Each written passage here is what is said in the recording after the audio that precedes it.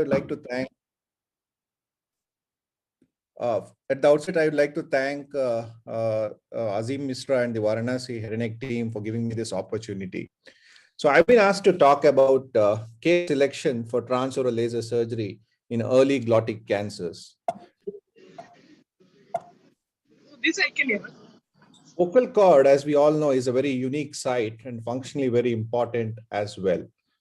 Vocal cord is lined by an epithelium, which is stratified squamous epithelium. And the most common pathology in this region, as we all know, is squamous cell carcinoma. Anatomically, it's a very layered structure with each layer acting as a barrier for tumor spread. The vocal cord below the epithelium it has lamina propria. The superficial lamina propria is called as the Rinke space. Deep to the Rinke space, you have the intermediate and the deep lamina propria, which condenses to form an vocal ligament. Deep to which is the vocalis muscle, which is a part of the thyroarytenoid muscle. This has a very sparse lymphatics. As a result, vocal cord carcinomas, that is early T1, T2 cancers, the neck need not be addressed, and the treatment includes only treatment of the vocal cord cancers. The staging of the vocal cord cancers, that early vocal cord, is divided into T1 and T2. The T1 is again divided into T1A and T1B. T1A meaning when the lesion is limited to the free edge of vocal cord without extension to the anterior commissure. T1B when the lesion from the free edge of the vocal cord extend to the anterior commissure or crosses to the opposite side of the vocal cord. And T2 when there is extension to the supraglottis or the subglottis, but still retaining the vocal cord mobility. So treatment options available are the standard external beam radiotherapy, and the surgical options are the conservative open laryngeal surgery, as well as transoral laser microsurgery, the carbon dioxide laser being the preferred one. However, with better training, better understanding of this technique over the last 3 decades, transoral laser surgery is a preferred surgical option over conservative laryngeal surgery. So the decision of choosing transoral laser surgery over radiotherapy is dependent on the oncological control rates, the function preservation, both in terms of voice preservation as well as long-term functional larynx preservation, and of course, in Indian scenario, the cost of treatment. In terms of cost of treatment, the transoral laser surgery is very cost effective compared to that of radiotherapy.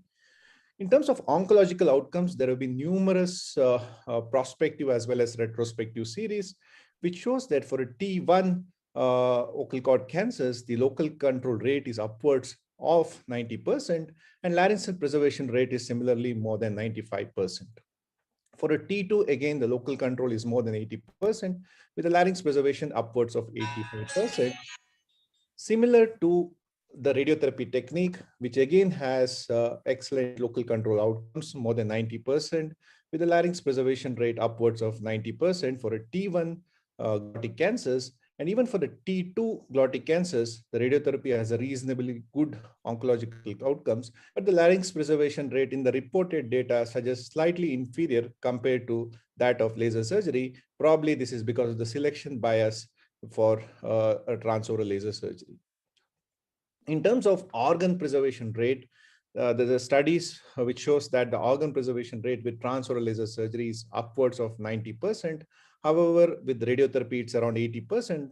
The reason for this is whenever there is a recurrence or relapse following transoral laser surgery, there are still organ preserving options in the form of re-laser surgery, open conservative laryngeal surgery, or radiotherapy. However, when there is a radiotherapy failure, generally it ends up with a total laryngectomy.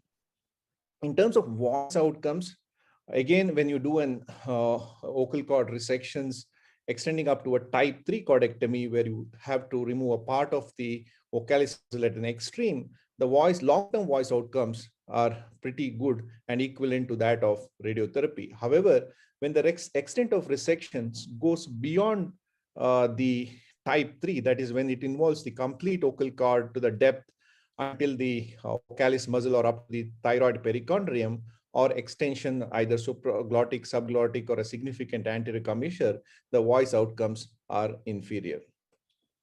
So in transoral laser surgery, to get the best outcomes, we have to understand what are the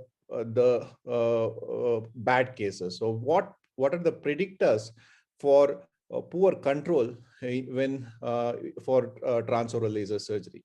That is, the most important thing is that when you take these patients for transoral laser surgery, put them on a suspension laryngoscopy, when you have a difficult laryngeal exposure, these are not ideal candidates. Or in terms of extent of the lesion, when there is a tumor which is extending to the anterior commissure, again, these are not ideal cases. Posterior extending lesions, which goes to involve the ocal process of the arytenoid or the arytenoid itself, or when it infiltrates the posterior paraglottic space, again, these are not the great cases to choose. So what is an ideal laryngeal exposure? Ideal laryngeal exposure, Professor Piazza and group have beautifully described the preoperative predictors in the form of a laryngo score, which later modified as a mini laryngo score, where they have classified that the classes of laryngeal exposure on suspension laryngoscopy under general anesthesia. When you when you place a laryngoscope and suspend them, if you're able to visualize the anterior commissure without needing any external pressure, then that is called a class 0 exposure, which is an ideal situation to go for transoral laser surgery if the site as well as the volume of the tumor suits the procedure. In certain situation, when there is slight difficulty in visualizing the anterior commissure, by withdrawing a scope a little bit up till the infrahead epiglottis, and then taking assistance from your colleague to give an external pressure so that you can visualize the anterior commissure. So the class 1 and the class 0 are the ideal laryngeal exposure situation to perform transoral laser surgery. However, in situations where there is difficulty in either visualizing the anterior commissure, or in certain situations, even having difficulty in visualizing the vocal cord, these are definitely not the cases to choose for curative intent transoral laser surgery. You need to do a biopsy and just prove the disease and better treat them with radiotherapy. In terms of site or the extent of the lesion, anterior commissure is one site which is a very difficult problem to treat, both in either of the treatment, whether it is radiotherapy or with laser surgery, because of the anatomical site itself, as well as the inability to focus the laser beam or fire the laser beam to get around the lesion. Hence, anterior commissure, you need to be very, very cautious in treating with transoral laser surgery. Additionally, whenever the lesion extends posteriorly, that is the lesion which involves the posterior paraglottic space with arytenoid fixation, infiltration into the preepiglottic space, or thyroid erosion, these again are not good candidates. There is a beautiful review article written by Professor Peretti and Piazza titled as "Reasonable Limit for Transoral Laser Surgery," which really kind of describes what are the cases we need to do transoral laser surgery. An excellent article to read. So finally, the decision making for transoral laser surgery, like any other oncology scenario, is based on patient factors, disease factors, and the MDT. In the patient factors, especially in vocal cord, where voice is an important outcome and expectation, so these has to be discussed with the patient in making decision. And of course, in our scenario, as I discussed, the cost and the logistics also have to be factored in regards to the preoperative factors or the patient factors. In disease factors or the intraoperative factors, the suspension laryngoscopy exposure, the extent of the lesion, the involvement of the anterior commissure, as well as the volume, mostly the posterior extent, as well as the depth, that is the posterior paraglottic space and the subglottic extension. And of course, discuss in the MDT and give the option to the patient and make a combined decision uh, of choosing one over the other, because both have reasonably good outcomes. So my philosophy is to all patients with a T1 lesion, that is whenever the lesion is in the free edge of the ocal cord, or lesions just extending to the anterior commissure without, which are not very bulky, no subglottic extension, no significant posterior paraglottic extension, are are the candidates where I would push for a transoral laser surgery. However, on flexible endoscopy or on intraoperative evaluation, whenever there is a bulky lesion going to the anterior commissure with subglottic extension, these are the cases which I would do a biopsy and refer to them for a radiotherapy.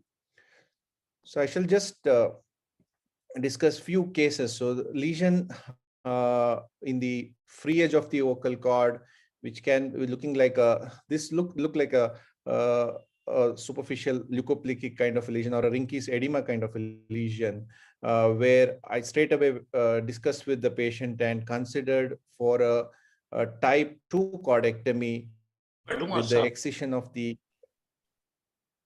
entire lesion with a millimeter margin all around, the depth of the resection being the subligamental, that is the vocalis muscle, was preserved. So laser being a very precise cutting tool with a focused beam, there is minimal collateral damage, minimal charring. As a result, the functional recovery is excellent. These patients are done as daycare procedure without a need of any overnight stay in the hospital. As a result, the acceptance as well as the recovery of these are very good. So this is the type 2 cordectomy being performed. Post-resection, it's very important to orient these specimens properly. So there is, we need to have a proper dialogue with the pathologist in terms of the understanding the pathology as well as margin, so that we get the right pathological analysis.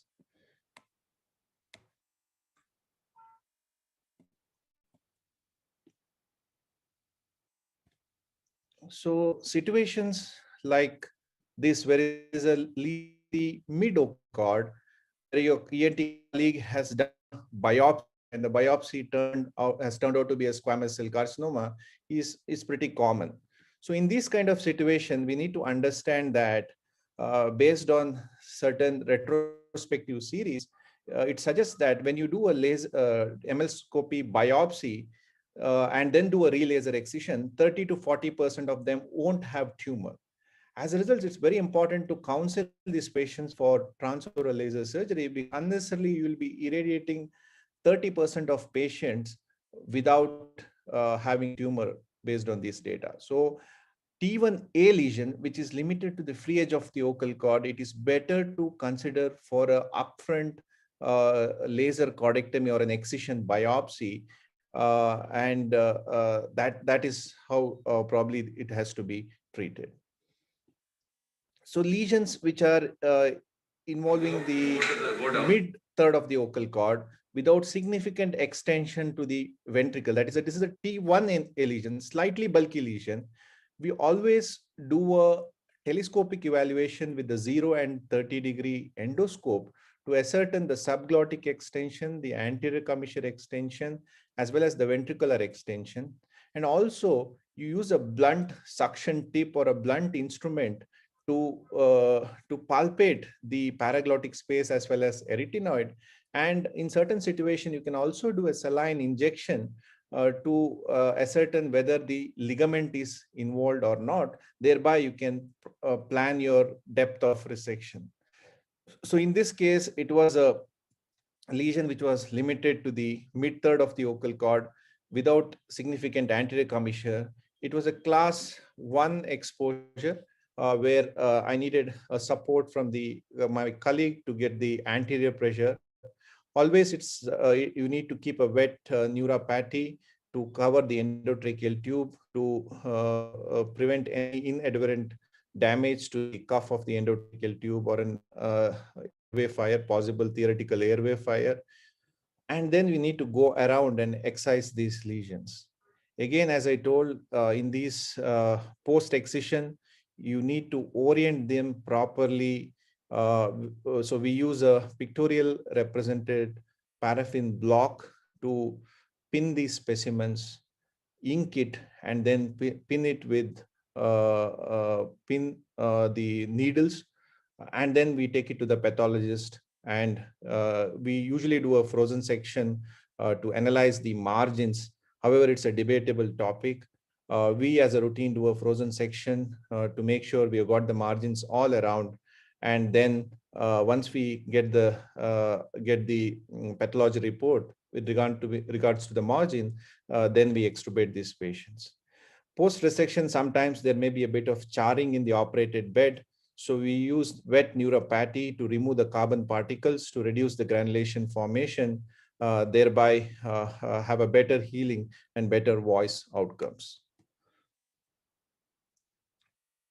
Certain situations where patient had vocal cord lesions in the anterior commissure, had multiple biopsies which had come at leukoplegia, uh, sorry, leukoplegia. So this is the case in point. Was an 80-year-old male patient who had a lesion in the vocal cord, who had multiple two microlaryngoscopy biopsies done over the 2 years time. The reports were severe dysplasia. He had come to us for an opinion. So as I told, we always counsel these patients and take up for an examination under anesthesia. Under examination and under anesthesia, we can see that the anterior synechial formation and the lesion being free from the ventricle, no subglottic extension, no significant anterior commissure extension. And these are the cases we straight away go in for a transoral laser assisted excision biopsies. So this kind of resection in the anterior part, we have to go up right up to the perichondrium.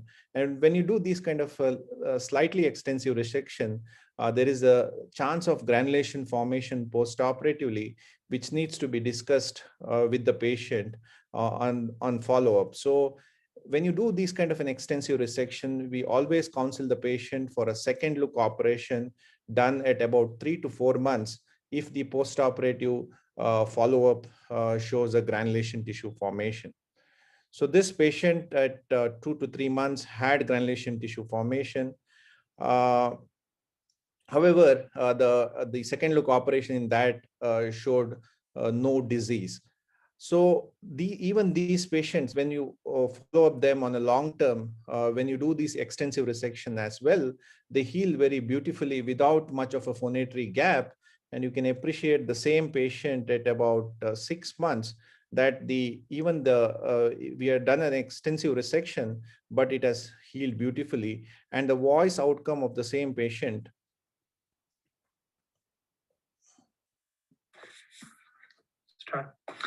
When the sunlight strikes raindrops in the air, they act as a prism and form a rainbow.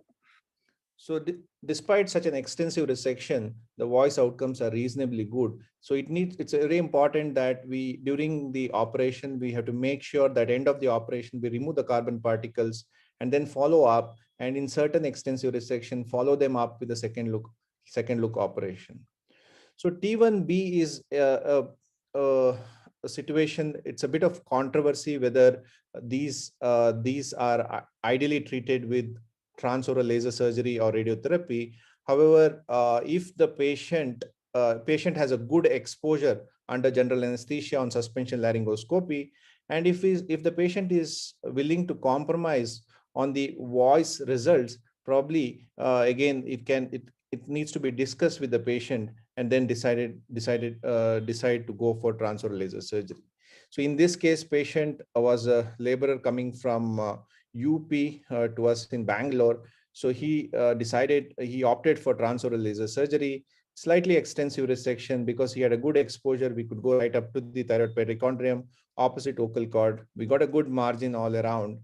And the voice outcomes of the same patient at about 3 months, it's not very great, but reasonable to have a conversational voice, reasonably good conversational voice.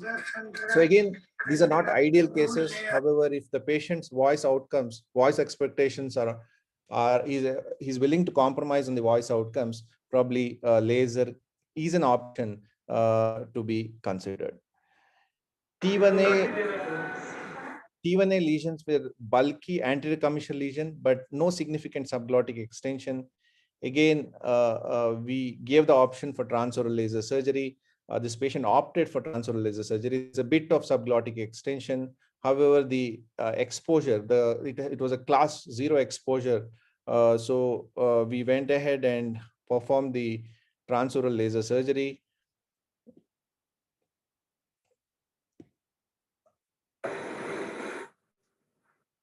So you can see that the anterior commissure has been excised right up to the cartilage, down good subglottic margin as well.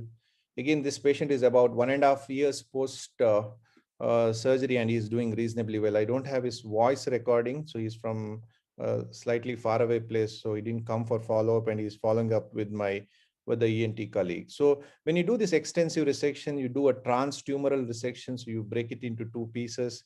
And then it's very important again to orient it and analyze these tissue properly, and generally these extensive resection need to be followed up with a second look operation.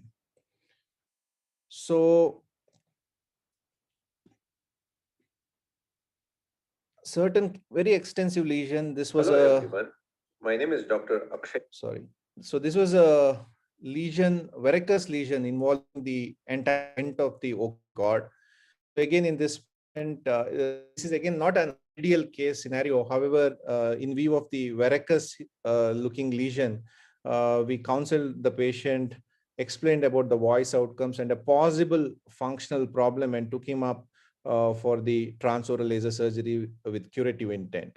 So in these kind of extensive resection, it's better to do a transtumoral resection, first using laser to break it into blocks, that is to ascertain the depth of the tumor-free margin. So you can see that when a laser cuts on this tumor region, there is carbonization. However, when you have a carbon-free tissue area, that means you are well away from the tumor. That is further confirmed by a frozen section. So the tumor was extending up to the ocal ligament.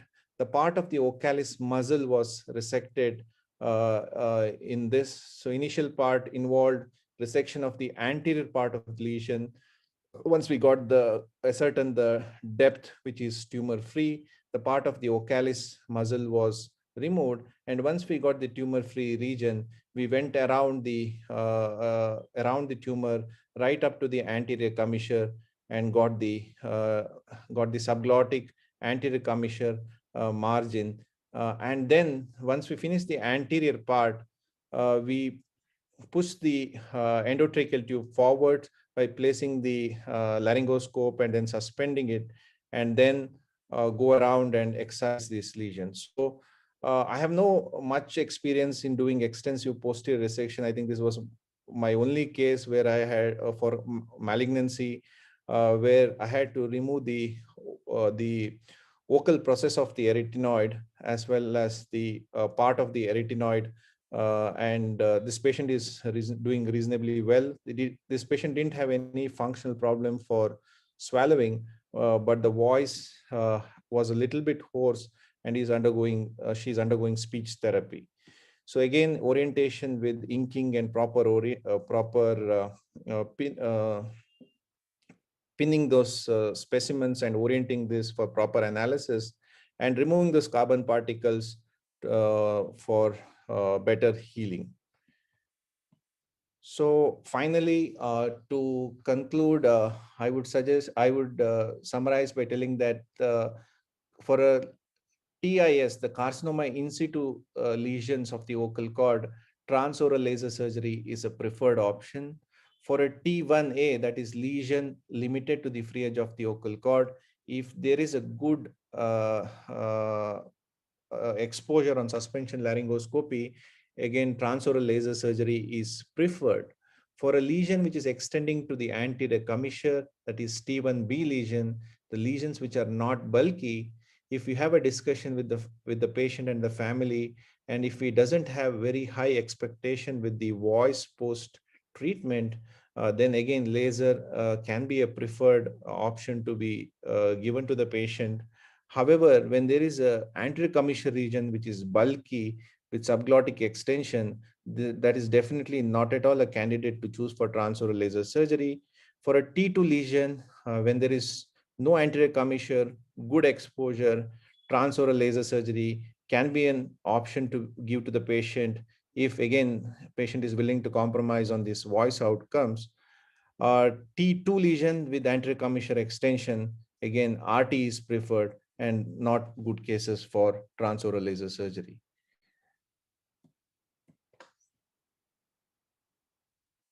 So thank you. Thanks for the opportunity. So if you have any questions, I can take.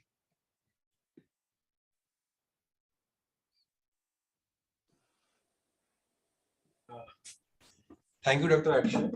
It was a very simple, elaborate, and descriptive presentation. Thank you so much for the presentation on such a difficult topic. Now we would move on to the case presentation. The topic of the case presentation is early laryngeal carcinoma. I would like to invite our esteemed panel. As chairperson, we have Dr. Anup Raj. He is the Professor of Excellence and ex-HOD, ENT and Head and Neck Surgery, Maulana Azhar Medical College, New Delhi. Then I would like to invite Dr. Deepa Nair. She is a Professor at Head and Neck Surgery, Tata Memorial Hospital, Mumbai. Dr. Krishna Kumar Thankappan. He is Professor Head and Neck Surgery at Amrita Institute, Kochi. And Dr. Prashant Pawar. He is the Senior Consultant Head and Neck Surgery at Fortis, Mulund. All our esteemed examiners, are you available online? Is everyone logged in? Yes, yes. Yes, I'm there, Ravi. Sure, thank you. So, and now I would like to invite Dr. Karthik Rao. He is a resident head and neck surgery from AIIMS Raipur. He'll be presenting the case on early laryngeal cancer. Dr. Karthik. Good evening, sir. Good evening, ma'am. Good evening, everyone. If you guys permit, may I present the case? Please start, Karthik. Yes, ma'am.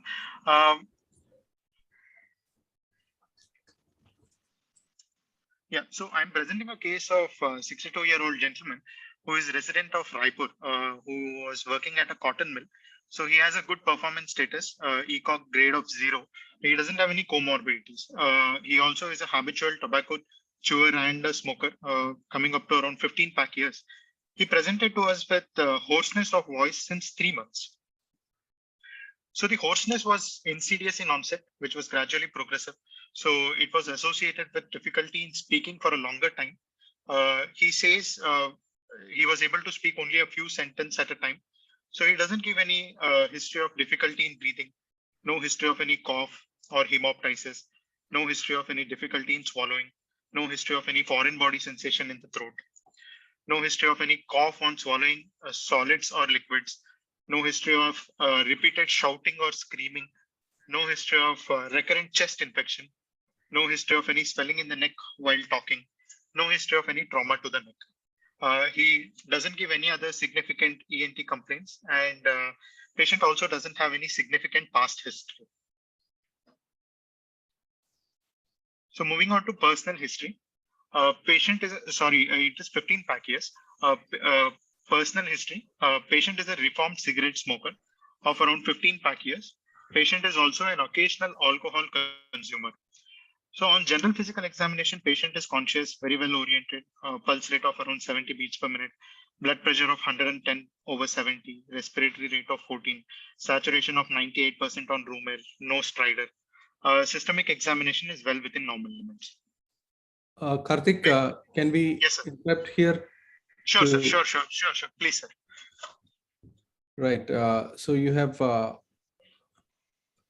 can you summarize your history? Yes, sir. So it's a middle-aged, a middle-aged man who has come with history of hoarseness since 3 months without any comorbidities. He has good performance status. So other than that, he doesn't have any other significant complaints. He was the savior of us in OPD. Right. So yes, sir. You said he's a smoker, right? Yes, sir. What's a smoker? Yes, sir. Tobacco. He was a cigarette smoker, sir. Cigarette smoker. Yes, sir. Cigarette smoker, and he has stopped smoking since 3 months when since his complaint started. So he stopped. Before that, he had smoked for 15 pack years cumulatively. Dr. Karthik, for the interest of audience, can you explain what Yes, you sir. mean by pack years? Sir, pack years is number of pack. So one pack of cigarette contains around 20 cigarettes. So cumulatively, the number of it is the number of packs and number of years which is smoked. So it comes up to around number of cigarettes divided by 20 times this one. So it comes up to 15 pack years. So more than 10 to 15 pack years would be a significant history if the patient smokes. Okay. Right. And, And yeah, proceed. You were mentioning that he was smoking cigarette. Does it Yes, sir. matter? Does it matter what kind of smoking he was doing? And how Definitely, does it sir. matter? Sir, actually, the type of smoking also matters because it is the type of tobacco which is also very important. So it is the white tobacco. The tobacco. So the way there are different types of smoking which everyone does. I mean, one, it can be because of tobacco smoke. It can be because of marijuana, and recently there has been a trend of using e-cigarettes also. So the tobacco smoke contains more amount of carcinogens, and it does matter, sir. And with cigarette smoke, there is also presence of filter. The amount of compared to a BD, so the amount of carcinogens in a BD would be higher compared to a tobacco. So it does matter, sir, what smoking he does. And recently there has been a study which also says that marijuana use and e-cigarette also has a higher potency of development of cancers of the upper aerodigestive tract. Can you tell how many fold there's an increase in incidence of laryngeal cancer because of smoking? Sorry, sir, I was not able to get it, sir.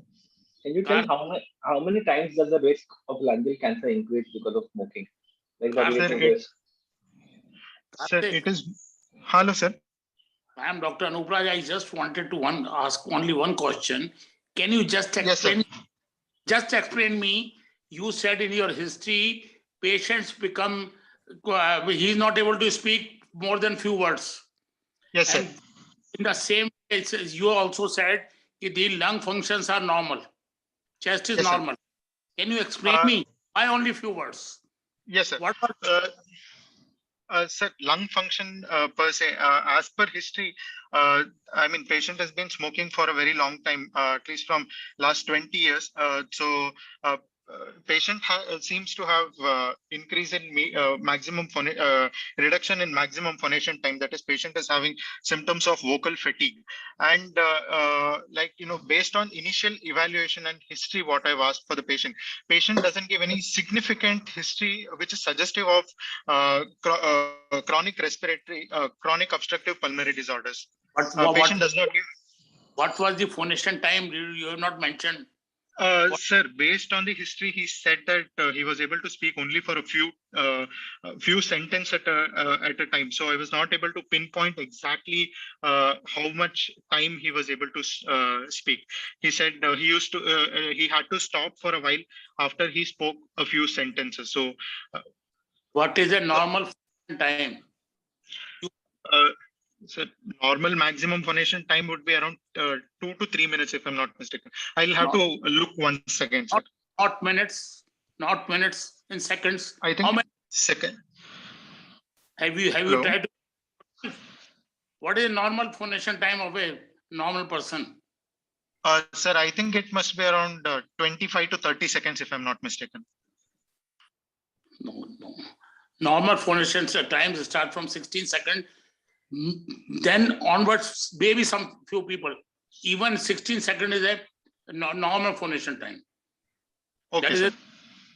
And that too, if you have the phonation time is not reduced, how you can say the words? He is not able to speak few. He is only able to speak few words, unless until their chest involvement is there. Yes, sir. Okay, sir. And now we go on. We'll see the examination. Let me see how big growth is there. Sure, sir. Continue, please continue. Yes, sir. So shall I move on to examination, local examination? I think just before that, no? Can you Yes, just sir. explain all the questions that you asked, the negative history? Sure, sir. So Sure. what were your reasons for asking these negative histories? Yes, sir. I would be glad. Yes, sir. So number one, a patient. So I've asked about history of difficulty in breathing. So the reason why I've asked for history of difficulty in breathing is I wanted to, by history, I wanted to know if patient is having any airway obstruction or patient is having any narrowing of supraglottic or glottic airway. So next one is history of cough with hemoptysis. So so if the tumor is very fragile, so patient can have hemoptysis because of excessive coughing and also any other upper aerodigestive tract tumors can also lead to hemoptysis. No history of difficulty in swallowing. Supraglottic tumors or any piriform fossa tumors infiltrating into the piriform sinus and postcricoid region can lead to patient having difficulty in swallowing. History of foreign body sensation in the throat is mainly because of the irritation of the pharyngeal plexus and glossopharyngeal nerve. Patient tends to have irritation, and that is the reason patient might present with foreign body sensation in the throat. So history of cough on swallowing liquids or solids. So I've tried to ask the history of symptoms suggestive of aspiration by asking this leading question: if the patient is able to swallow certain glottic tumors as well as hypopharyngeal and supraglottic tumor can lead to a patient having cough on swallowing, that is impairment in laryngeal function mainly because of aspiration. So I asked history of repeated shouting and screaming because certain patients who are used to repeated shouting and screaming in their work or in their home for a long time, they can have some benign vocal cord nodule. So I wanted to ask if preemptively patient has this issue. So I wanted to ask recurrent chest infection mainly because of one, he's a smoker, and second, I wanted to know if there is any silent aspiration if patient is having recurrent chest infection or bouts of chest infection in the previous history.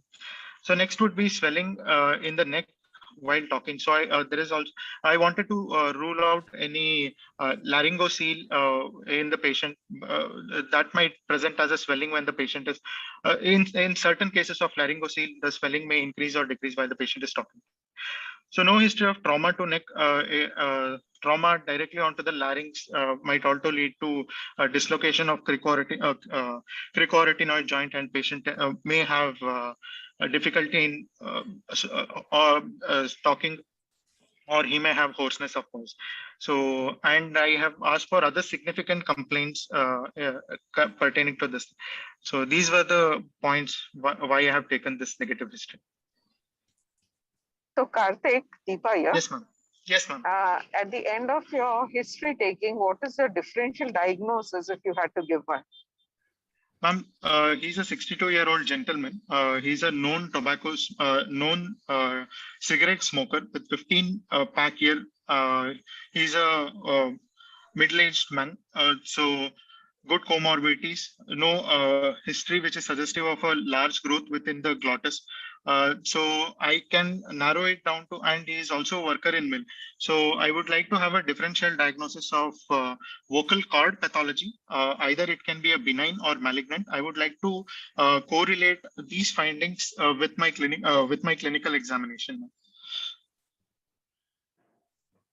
Right. So with only a history of hoarseness and no other history, the best diagnosis you can give is a vocal cord pathology. Now, can you classify the possible common causes, don't give me rare causes, of vocal cord pathologies in a 62-year-old male? Yes, ma'am. So one, it could be number one, vocal cord nodule. It could be a vocal cord cyst. It could be a hemorrhagic vocal cord cyst. It could be because of if we had any sudden, there can be bleeding varices within the vocal cord. It could be sulcus vocalis. Or coming to malignant pathology, or it could be even a small dermoid of vocal retention cyst within the vocal cord. Also, it could be a malignancy, and it could be a display starting ranging from dysplasia all the way up to malignancy. Why aren't you thinking in terms of benign lesions like laryngeal tuberculosis or malignancy of the mediastinum, which is causing a recurrent laryngeal nerve palsy?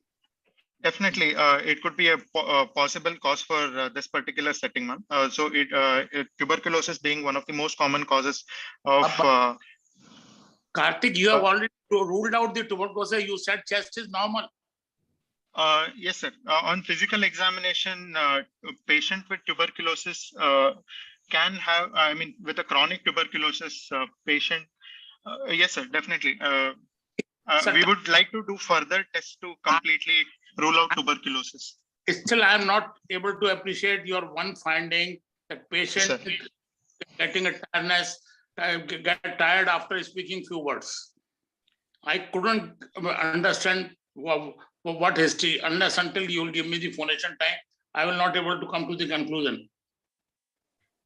Yes, sir. So I was unable to get the exact phonation time. So he said that he was only able to speak a few sentences at a time. That phonation time cannot be judged. Yes, sir. Sure, sir. It for a physical examination, what local examination you have done? Yes, sir.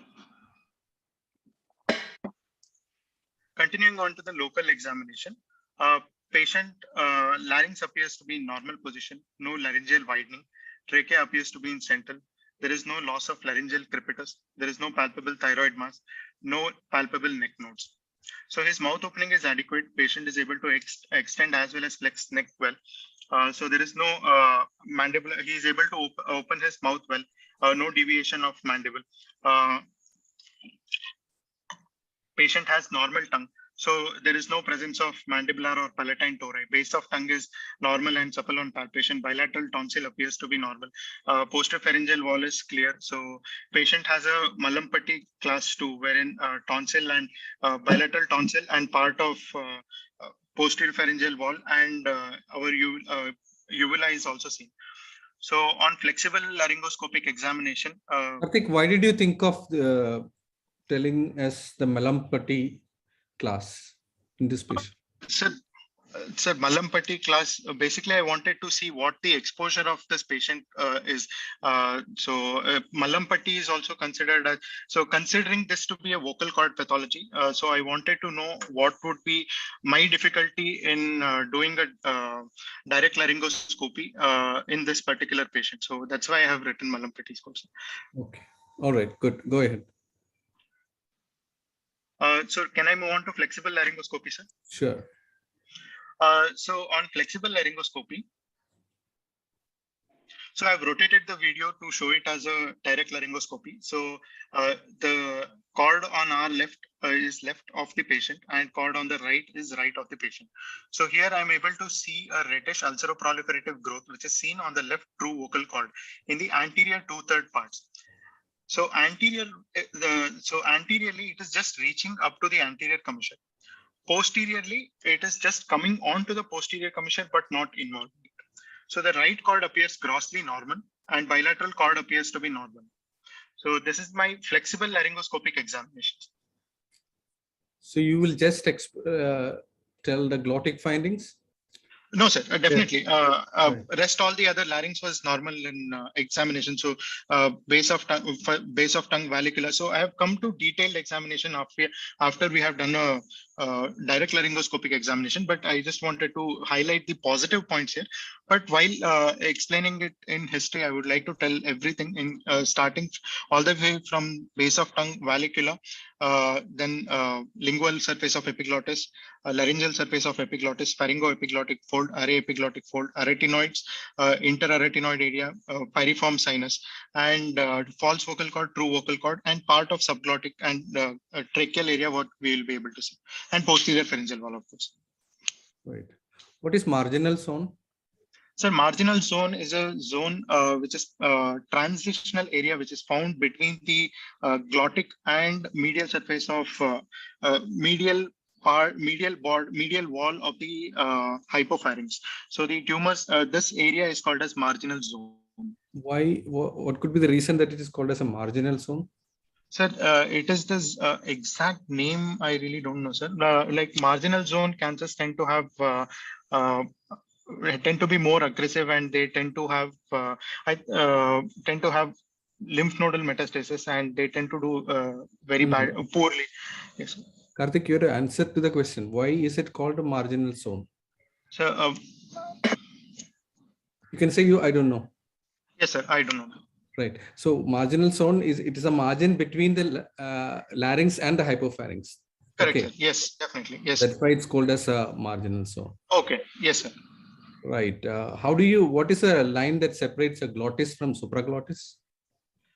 Sir, glottis from supraglottis is defined as by a plane, horizontal plane, which is passing through the upper point of plane passing through the saccule. So that plane, so that is the line which separates the supraglottis from glottis. From the ventricle. So the line passing, so horizontal plane passing through the apex of ventricle divides the lower part of that plane as glottis, and then above it would be supraglottis. Okay, now you have to read the. Yes, sir. 1 centimeter below that plane would be glottis. Okay. I'll probably agree to that. But if you read AJC, there is a subtle difference. Probably you can refer to that. Sure, sir. Right. Continue. Yes, sir. So, sir, we had also done a direct laryngoscopy. If you permit me, I'll go to that, sir. Sure. So we had done a direct laryngoscopic evaluation along with biopsy for this patient. So in this patient, starting from superior to inferior. So while inserting the scope, the glottic exposure were based on modified Cormack-Lahane was grade 1. So base of tongue, vallicular epiglottis, bilateral arytenoid, bilateral AE folds, bilateral pyriform sinus was normal. So there was a presence of ulceroproliferative growth, which was seen on the, sorry, it is left, just please read it as left. So seen on the left anterior 2/3, anteriorly reaching up to anterior commission. Posteriorly, it is just anterior to left vocal process. The right vocal cord is normal. So we had also used a 0° and 30° Hopkins rigid endoscopy to evaluate the subglottic extension as well as the extension into ventricles. So there was no obvious subglottic extension. Bilateral false cords were were normal. Bilateral ventricles were normal. Bilateral arytenoids were normal. Bilateral pyriform sinus were normal. Interarytenoid, retroarytenoid, postcricoid, and cricopharyngeal introitus were normal. So we had also done a palpation by using gentle palpation with suction. So with suction, I was able to look at the arytenoid mobility, and both the arytenoids were mobile. The same we were able to corroborate with the flexible findings. So there was no fixation of cricoarytenoid joint, no gross paraglottic extension. So I was just able to palpate the paraglottic space just adjacent to our true vocal cord. So we were not able to find any induration over there. And also, while gently touching the tumor, the lesion bled on touch. So we also used infiltration tests to determine the depth of the tumor. So although this is just a whether we will what kind of surgery we might be able to do.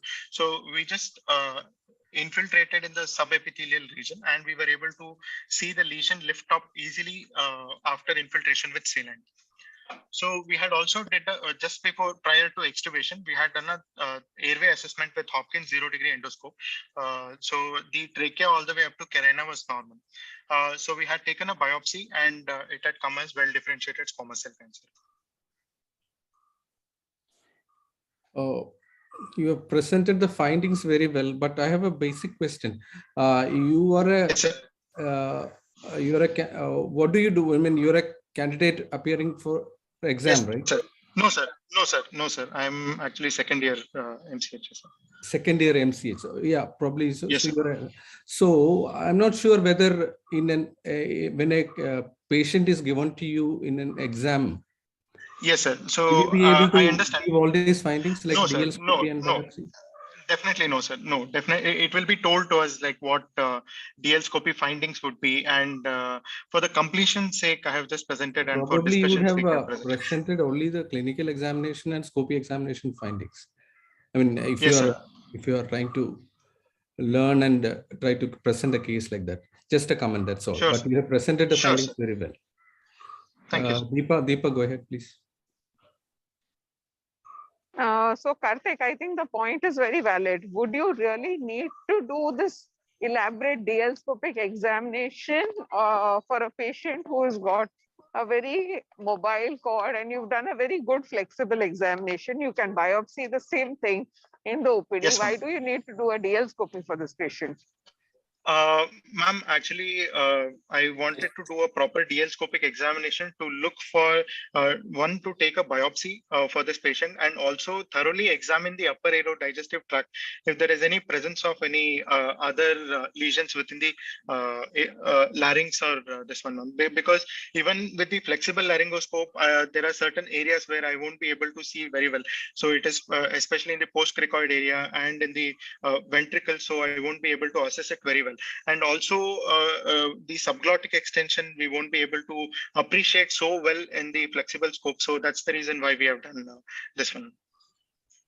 Most importantly, you would want to see whether you are able to suspend well. Correct. So that whenever later you're going to plan a laser procedure, then you already have the information. Correct.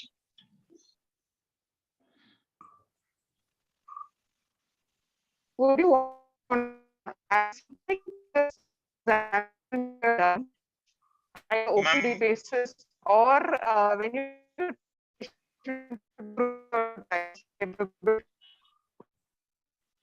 Ma'am, I'm extremely sorry. The voice broke. I was unable to hear. Yes, ma'am, your voice is breaking. Sorry, can you hear me now? Yes, ma'am, better. Yeah, so my question was, would you like to add any adjuncts to this examination to improve your diagnostic capability? Yes, ma'am. So there are newer imaging modalities where we would be, if available at an institute, we could use a narrow band imaging to look at the areas. In this particular patient, we'll be able to properly identify where all there is areas of concerns, areas of suspicion. So we can use narrow band imaging along with this. And also there is optical coherence tomography that also can be used if available. That would help us identify other suspicious area, and if the lesion were to be not so obvious, so it would help us identify the extent of the lesion in that scenario.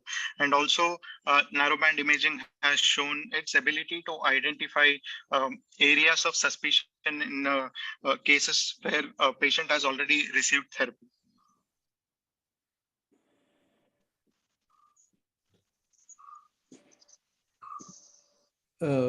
Karthik, you said Yes, sir. you did direct laryngoscopic examination after your flexible examination. Yes, sir. Yes, sir. I would say probably you should have gone for some imaging. Yes, sir.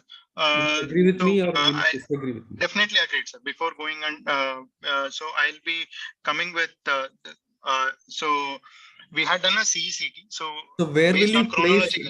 Question is, where will you place this cross-sectional imaging? Will you place it before your scopy or after your before your biopsy or after?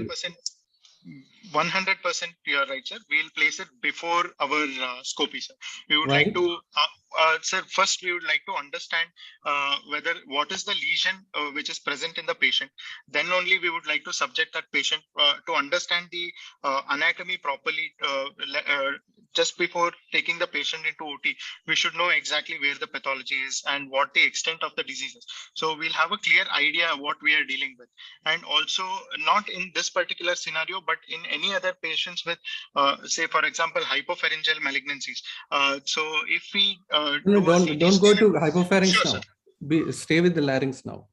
Yes, so sir. You would have done the cross-sectional CT scan before the DL-scopy. Agreed, right? Yes, sir. So yes, what sir, are the definitely. indications of a cross-sectional imaging in this patient? Sir, in this patient is a chronic tobacco smoker. So he has a 15-pack year history. So he has history of hoarseness, and on flexible laryngoscopy, patient has a suspicious lesion on the left vocal cord. So now we would like to assess what is the extent of the reason for what is the extent of the growth or suspicious lesion in the left vocal cord, and also to assess, as he's a alcohol as well as tobacco smoker, so patient can have other upper aerodigestive tract lesions. So I wanted to evaluate the extent of the disease, presence of When other you upper say aerodigestive. extent, what do you mean exactly? What are you concerned? Yes, sir. Number one, I would like to look at whether anterior commissure is involved or not. Second, I would like to know if there is any involvement of paraglottic space, whether there is any gross subglottic erosion, or whether there is any erosion of inner cortex of thyroid cartilage, and also presence of lymphadenopathy. Right. What is the significance of paraglottic extension? Sir, paraglottic extension from a glottic tumor will stage the tumor from, if it is involving only the lateral cord, it may extend from T1 all the way up to T3. So so stage will increase and the treatment modality will change. Okay. Prashant, please.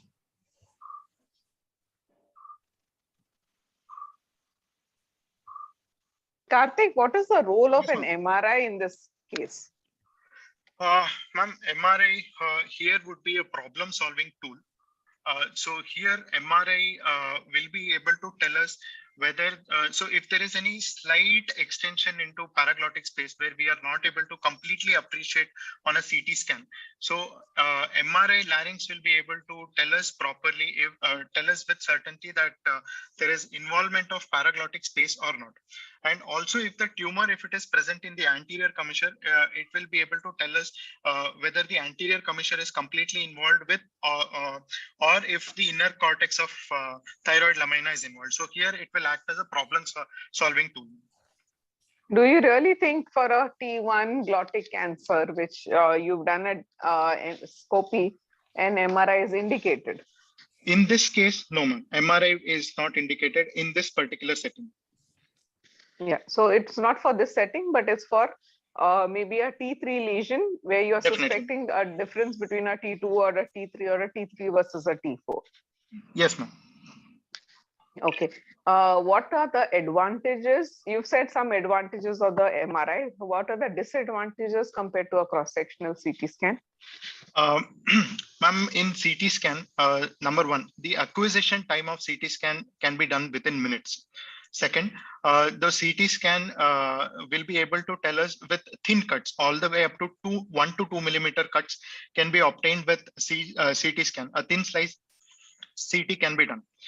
Next one, dynamicity. We can do dynamic procedures while doing the CT scan. So we can ask we can take CT cut while the patient is saying certain words E, or if when the patient is deep breathing, or cuts can be taken even when the patient is doing Valsalva. Unfortunately, the acquisition time for MRI takes, it depends on type of MRI which we are doing. So there will be, so the time is increased. It can range from 20 minutes all the way up to 45 minutes. So that will be an issue. Second one, the larynx is a dynamic organ. It moves with respiration. So there will be presence of artifacts when we do MRI scan. So, and next one, the slice, the MRI will not be able to give us ultra thin slice, and it is subject to motion artifacts in this patient, in this particular setting. Any role for PET scan? In this case, ma'am? Yes. Ma'am, in this case, I wouldn't think doing a PET scan would be an ideal option.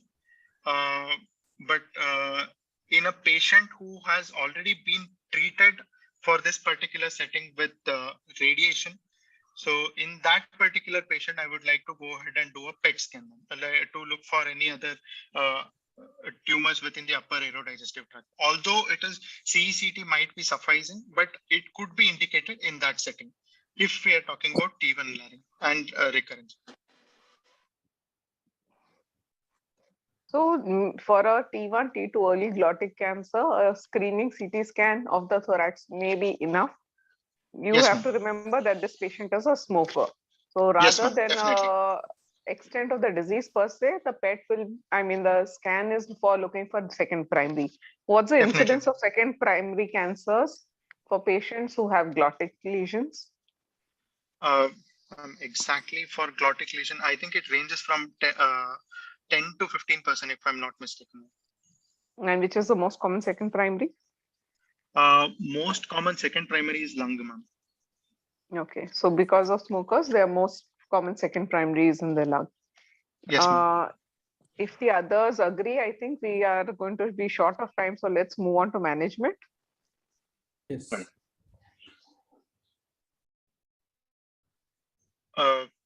So based on chest X-ray is clear and doesn't show any M5 status changes. So his blood investigations were well within normal limits. So I would like to stage this patient at CT1A N0M0 carcinoma of left true vocal cord. Okay. Yes. How will you proceed? Sir, for this particular patient, I would like to discuss the treatment options with the patient. So first, I would like to discuss regarding surgery. Next, I would like to talk to him about radiation. So I would like to tell him before going to surgery, the surgical procedure would lead to impairment of his voice for first few months, but it may improve later after 3 to 4 months and may come back to his previous voice by around 6 to 8 months on a long-term basis.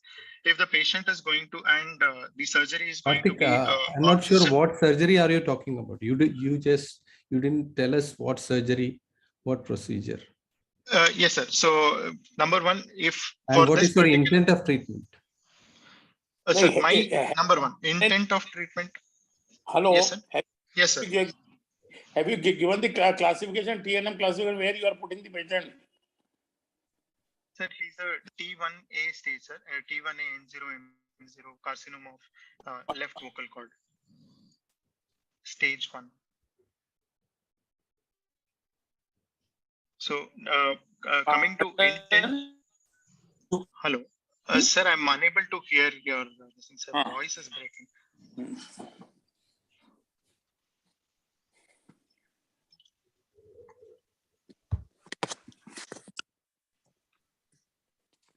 Karthik sir was asking what exactly kind of surgery are you proposing for this? Yes, sir. Sir, number one, coming to intent of therapy. So the intent of treatment would be curative. So first, I would like, if I'm going to go ahead with surgery, so I would like, based on his clinical examination, based on his direct laryngoscopy, the exposure to larynx is good.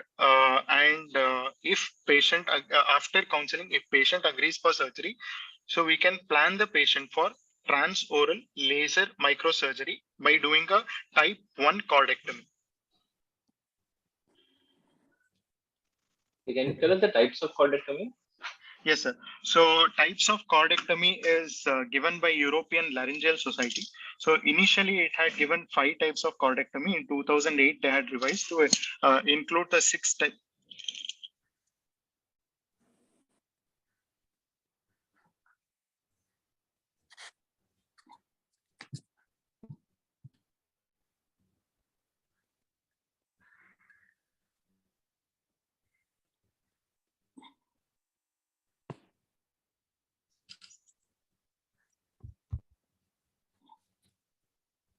Hello. Karthik, we are not able to hear you.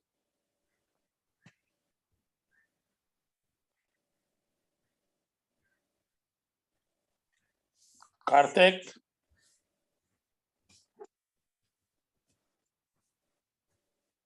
Karthik.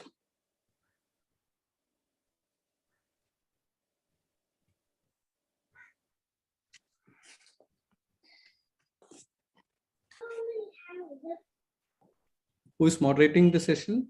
What's happening? Dr. Ravi Shankar? Hello. I think Karthik has logged out. He's logged in logged again. off. He's just trying to log in back. He's coming back. Yeah. Dr. Karthik, are you there? I'll just call him up.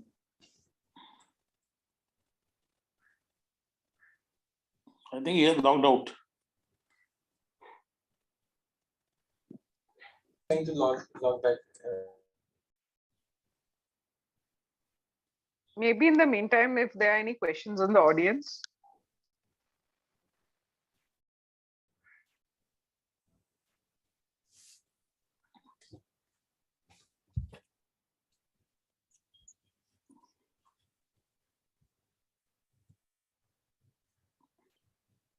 Deepa madam, there is one question about pre-op infiltration. If you can elaborate on that. So I think Akshay has already addressed that in the chat box. So preoperative infiltration is a good way of hydrodissection basically to check whether the lesion is firmly adherent to the underlying beyond the ligament into the vocalis muscle, or it's very superficial on the epithelium. It's useful only for early lesions, mainly for carcinomas in situ or very early vocal cord lesions. If there's infiltration, if it's going already deep into the paraglottis, it's not of much benefit to these patients. So basically, the infiltration lifts up the lamina propria away from the vocalis and gives you a better plane of dissection and helps you to prevent any unnecessary resection of the vocalis. So you can really limit your resection to a type 1 or a type 2 cordectomy.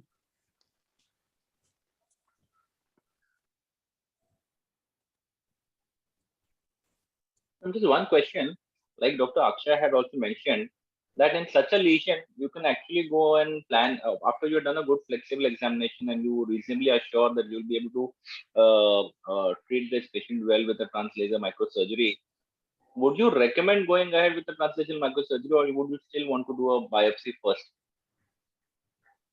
And many times there are also insurance related issues, because when we tell it as a diagnostic procedure, most of the times the claims are rejected. So many of the surgeons actually plan for a excisional biopsy kind of a treatment.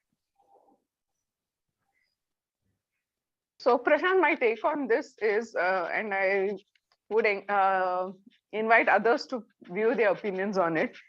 If you have a small lesion, which is a T1 mid-third cord, where you know that your margins are going and it is not deeply, on your hydrodissection, it's not deeply infiltrative, you may consider a excision biopsy, but then that excision biopsy should be like a laser resection for a known cancer with margins.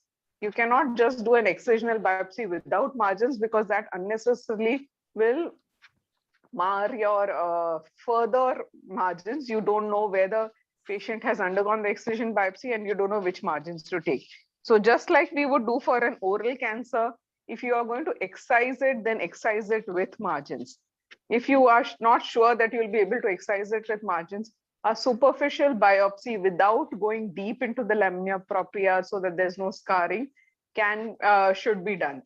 So if you are not going to be the treating surgeon, you are not going to do a laser resection, you are going to refer it on for RT, just take a superficial biopsy and come out. If you are going to be the treating surgeon, then treat it like you would do for a proper cancer with proper margins of at least 1 to 2 millimeters. KK, do you have any other take on it, or do you? No, I think I fully agree with what you said. Yeah, well, very true, madam. And actually, practical solution, what we do, madam, is that actually we post the patient for a surgery, translaser microsurgery, and at that time we actually assess and see whether it's truly doable with a translaser microsurgery. And if it's not, then we actually just take a biopsy, and then we kind of refer back to the insurance company saying that the treatment modality is actually radiotherapy because it's not amenable for laser surgery. So it actually solves both the purposes. It's very essential also to do the pre-operative voice assessment of the patients. So we need to. Yes, Asim, I was going to ask Karthik questions about that, but I think he has some internet issues. I think maybe we can discuss about the speech assessment. In fact, whenever you are considering a preservation of the organ, you have to assess the voice previously. That is a must. Yes, sir. I think Nair will agree with me. Yes, sir, definitely. And pre-operative speech, pre-treatment speech assessment. I would not call it pre-operative speech assessment. I would call it pre-treatment speech assessment. That is a mandatory. That is very important. Rather, so, nowadays, because of the consumer forum and all, we have to do it. Karthik, are you back? Karthik is back. Yes, sir. Karthik. So, now Karthik, we were talking that you did not mention voice assessment or the quality of voice assessment. So, pre-treatment, do you think it's important to have a formal voice assessment for patients or not? Yes, ma'am, 100% true. We have to do a formal pre-operative voice evaluation. So for my patient, we had done voice assessment. If you allow me, I would like to show the video clip, ma'am. Yes, show me.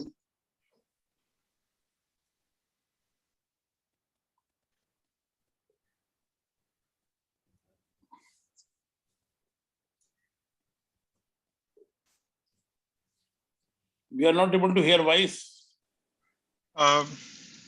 Voice is better not coming. No sound.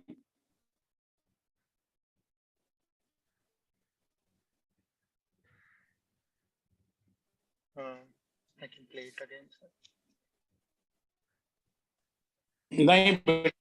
We could not hear. It's okay, Karthik. I think there are some problems with the internet. Karthik, you tell me only two things. What assessment you are doing? What are those tests?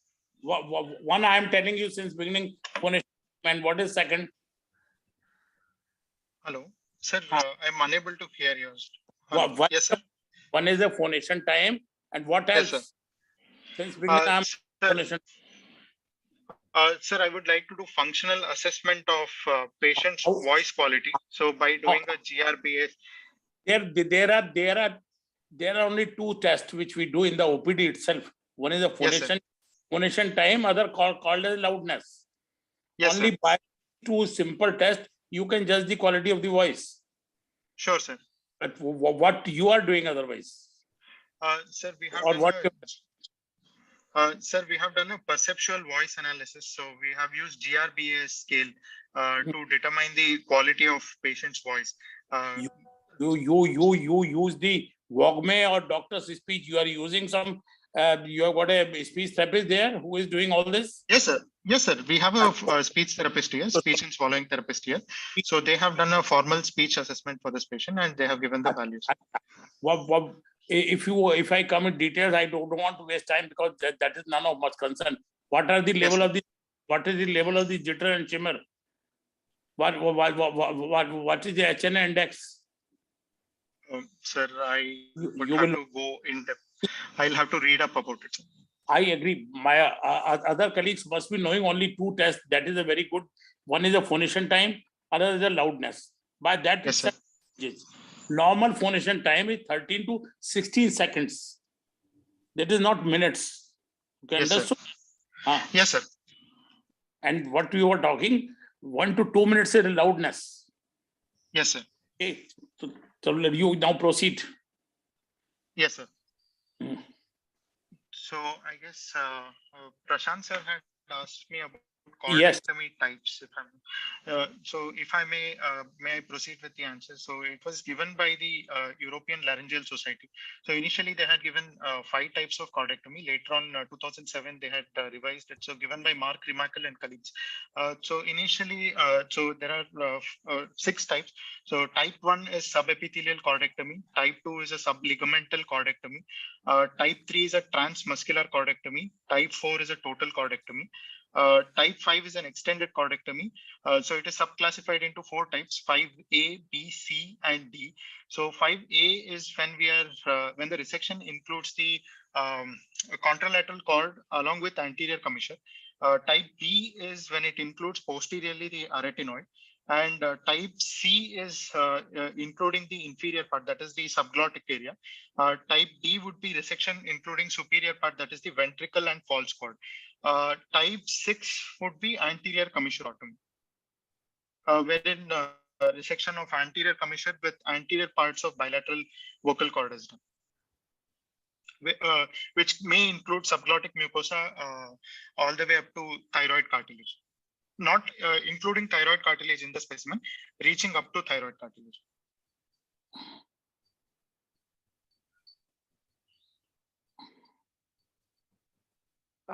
What is the other option you are offering this patient other than endoscopic laser surgery?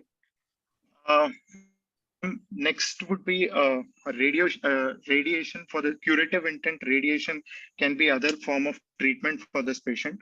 So in this particular setting, we would like to discuss the options with the patient first. What are the pros and cons of radiations and surgery, duration of surgery, what is the rates of recurrences in both the surgeries, the voice outcomes following surgery and radiation, initial voice outcomes and as well as later voice outcomes. And also I would like, as this patient is a mill worker, so we would also like to take cost into account, and he's a daily wage worker, so so his I mean the treatment duration also treatment duration time also matters in this particular patient. So what are the advantages of so go ahead. No, sorry, KK, go ahead. Karthik, what are the advantages you see of laser over radiotherapy? Sir, advantages of laser over radiotherapy in this setting would be number one, laser surgery in certain scenarios can be done on a daycare basis also, or with minimal number of days of admission without requiring much of hospital stay. Second one, so patient will not be requiring, if we have done adequate excision with adequate margins, so patient will not be requiring any adjuvant form of treatment, and patient would require to come to follow up at regular intervals. In radiation, patient would receive minimum of 30 to 35 fractions, which may extend from 5 to 6 weeks, 6 to 7 weeks, and patient will have to come every single day for 5 days a week to radiation OPD, and also there is significant amount of radiation effects that patient might require, and post radiotherapy patient will have to come for follow-up, and during follow-up the evaluation may be difficult in around 15 to 20% of patients who have laryngeal edema. It may mask the presence of any or laryngeal inflammation or cord inflammation, which may be difficult to identify it as a recurrence or a post-RT changes. Can you think of some other advantage of laser? One very important advantage over radiotherapy. I'm unable. Can it be repeated? Yes, sir, definitely. So with laser surgery, even if there is recurrence following laser surgery, we can discuss the option with the patient and then and do a laser surgery with very minimal morbidity. Okay. Right. And what are the problems with laser? Sir, problems with laser is, so it is a patient factors, tumor factors, and institutional factors, that is doctor and institutional factors, come into play. So if there is difficulty in so in patient factors, we should look at the type of tumor what the patient has. In this particular patient, You're patient talking has about the decision of going. I'm asking about the difficulties. Agreed, they are like patient and tumor factors. Yes. But what are the difficulties in a laser surgery? Sir, we may not be able to get adequate exposure when we are doing a laser surgery. Exposure may be limited. Yes, sir. And second is, if the anesthetists are not trained, then even there may be not just the anesthetists, the surgeons are. That's not a valid thing. I can understand. Yes, sir. I mean. And it may be difficult in a difficult surgical candidate. Definitely, sir. Difficult in surgical. Of a laser. Completely agreed, sir. So you said 35 days of radiotherapy. Is that really true for this T1 Glotis? How do you treat this patient with radiotherapy? Sir, for this patient, treatment would be a curative intent radiation, wherein a narrow field radiation is given. So usually now intensity modulated radiation is given for this patient in order to reduce the effects. So it has to be given only just medial to bilateral carotid from hyoid to suprasternal notch. So only that particular area is irradiated. How many fractions? So 30 fractions up to 2 to 2.25 grays are given, sir, for this patient, if it is IMRT. What are the types of fractionation schedules, and which fractionation schedule will you prefer in this case? Sir, actually, there are hyperfractionation schedule has been altered fractionation schedules such as hyperfractionation has been tried. So there is one recent paper, I really don't remember the name. So what they have come to so where they have assessed the IMRT, that is conventional fractionation versus altered fractionation. So in that they have come to a conclusion saying that altered fraction on a long, it doesn't have any significance on voice change, and also they say that there is a marginal improvement in overall disease-free survival, but it is not statistically significant. Karthik, leave alone the studies. What are the usual fractionation schedules, and Yes, which sir. will be the fractionation schedule that is what will be the best for your T1 glottis patient? Sir, conventional fractionation or conventional fractionation. Yes, sir. Which are the different fractionation schedules? Sir, hyperfractionation can be tried in conventional this fractionation, and you are telling hyperfractionation. Then no, what are sir. the other things? Hypofractionation is there, but I don't know if we can try and see a glottis in this scenario. Okay, so you have to read about this. Yes, sir. For T1 glottis, the best would be hypofractionation. Okay, what do you mean by hypofractionation? So hypofractionation is fractionation where large amount of dose is given in less number of setting. So the number of treatment doses are reduced. Is hypofractionation. What is conventional fractionation? So conventional fractionation is fractionation where only one cycle of chemotherapy is given per day with fixed dose. And given 5 days a week with 2 days treatment cap. Okay, so I'll tell you. So conventional fractionation is 2 gray per fraction, usually 30 to 35. Okay. Yes, sir. That is conventional. Usually for T1 glottis, you can give hypofractionation. That will give more gray per fraction, usually up to 2.25 or even up to 3 gray per fraction. And then you can reduce the duration, total number of fractions. Yes, sir. Okay. It can be even up to like 16, 20, 25 different hypofractionation regimes are available. Yes, sir. Okay. I think you may have to read a little more about it. Sure, I'll read up, sir. Yes, sir. Thank you, sir. And Karthik, I think we also need to include the swallowing assessment of the patient for all patients of laryngeal cancer. Yes, sir. Whether the patient is going for laser surgery or radiotherapy. Completely right, sir. We would like to do a swallowing assessment for this patient, but I haven't included in this particular patient. Karthik, in this patient, what do you think when you are comparing two modalities is the best outcome to be measured as a comparator between these two modalities? Ma'am, number one, the disease-free survival almost has same. So for surgery as well as for radiation, it is almost similar, more than 90%. But we would like to think more in terms of functional outcome for this particular patient. And so with surgery, patient will have changes in voice immediately post-surgery.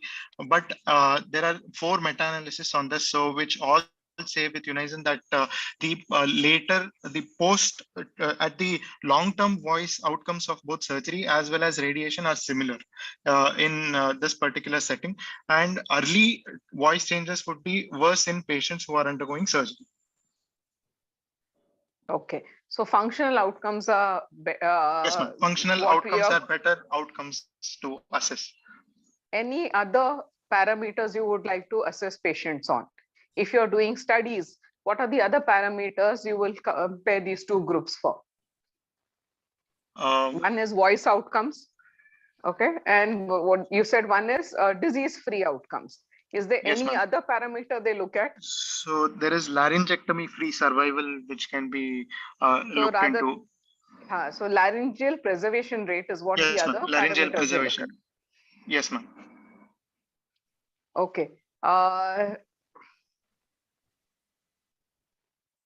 When you're talking about voice outcomes, Yes, ma'am. what is you said you will do a GRABA score. Are Yes, there ma'am. any other methods to assess the voice, especially when I want to compare patients who have undergone RT versus patients who have undergone surgery? Ma'am, actually, there is CAP5, CAPV voice assessment score that we can use.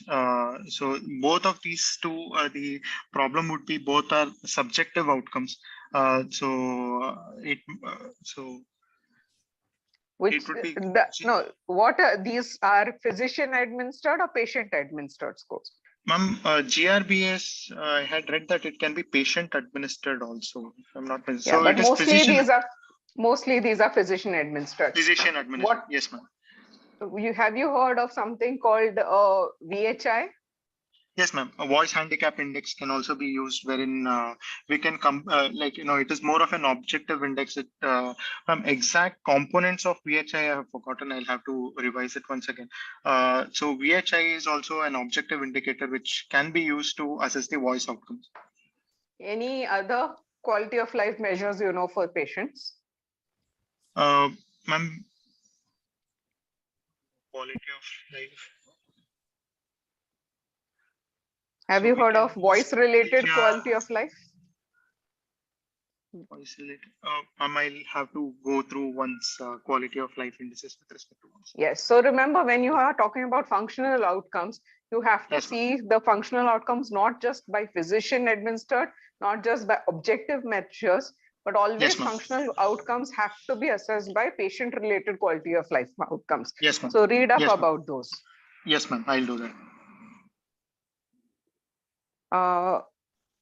Can I ask you one more question? What is the role of open partial laryngeal surgery in this patient? Ma'am, in this particular, in this patient, the exposure is good in this patient. So we will be able to do a resection transorally. So in this particular patient, there is no role for open partial laryngectomy. If you did not have a laser setup and you wanted to offer surgery, what open partial laryngeal surgery would you offer this patient? Ma'am, I would think of doing a vertical partial laryngectomy, which includes all the way from anterior commissure to lateral cord. So anterior 2/3 up to arytenoid, not involving the arytenoid. So vertical partial laryngectomy. Contraindications?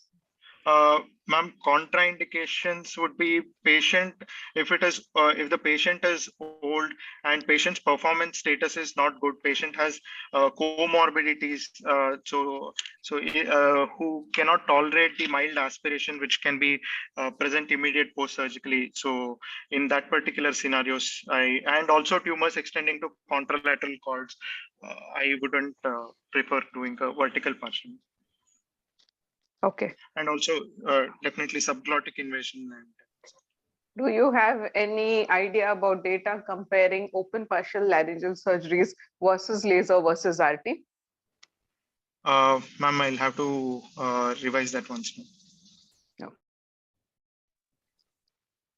Prashant? I think that was a very good question, ma'am. And another point I would want to mention is that we have data and literature showing that translational microsurgery is better, but you have to also know what is best in your hands. I may not be very well experienced with laser, in which situation it's better I send it over to my radiation oncologist or refer to a surgeon who is well versed with translational microsurgery.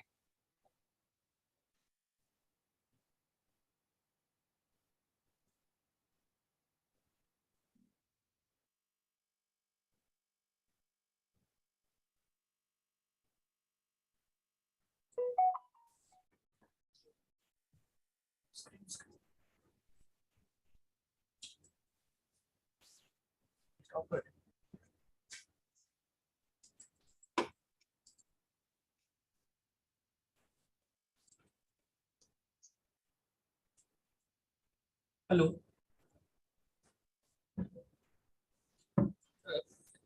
Thank you, Karthik, for the case presentation. Thank you, sir. And I would request Dr. Anup Raj, Dr. Deepan Nair, and Dr. Krishna Kumar Thankapan sir to give the final comments about Karthik's presentation and to make comments for whatever things that have been missed and what further discussions can take place on this.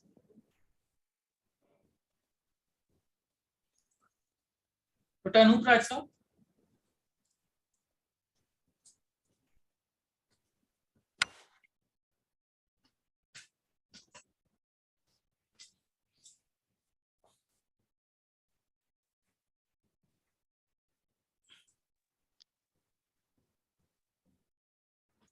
Deepa ma'am. Yeah, so Karthik, the history part was quite good. You presented that very well. There was clarity in your thought. But when you've come to the management, your management is very one-sided. I will do laser for this patient. So when you're discussing, especially in a case presentation for exam purposes, you need to list out the options. You have to list out and be very algorithmic in your management investigations. So you can't jump directly to a DL scopy. I know you wanted to show the findings much better, but always be very algorithmic in your case presentation. Go systematically, and even in your management, always chalk out all the various options. And then if you then you can choose one and say why you prefer one over the other. Do not directly jump to one management, if especially for a case like early glottic cancer, where both treatment options are. Yes, ma'am. Sure. Thank you. Yeah, read up some more of the literature. You will have, this all boils down to what the percentage of control is in both arms and what is the benefit, especially in respect to voice and disease-free survival, as well as laryngeal preservation rate. So these percentages, you don't need to know the exact ones, but approximate percentages need to be known. Otherwise, I think you are doing well. You are in second year, so you have a full 1 more year to prepare for your exams. All the best. Yes, ma'am. Thank you, ma'am. Thank you, ma'am. So we come to the end of this session. I thank all the faculties, Dr. Akshay for his excellent talk on transoral laser microsurgeries, Dr. Anup Raj sir, Dr. Deepa madam, Dr. Deepa Nair madam, Dr. Prashant Pawar, and Dr. Krishna Kumar Thankapan sir. So our next discussion will be on 10th of March. The topic will be the advanced laryngeal cancers. And on 12th of March, we are holding a CME on oral cancers. So it's a 2-hour CME on imaging in oral cancers, and I welcome you all. So the registration, will share the brochure with you, and the registration link is there. So registration is required for that. And thank you for coming today. Thank you so much. Thank you. Thank you, Asim. That was very nice.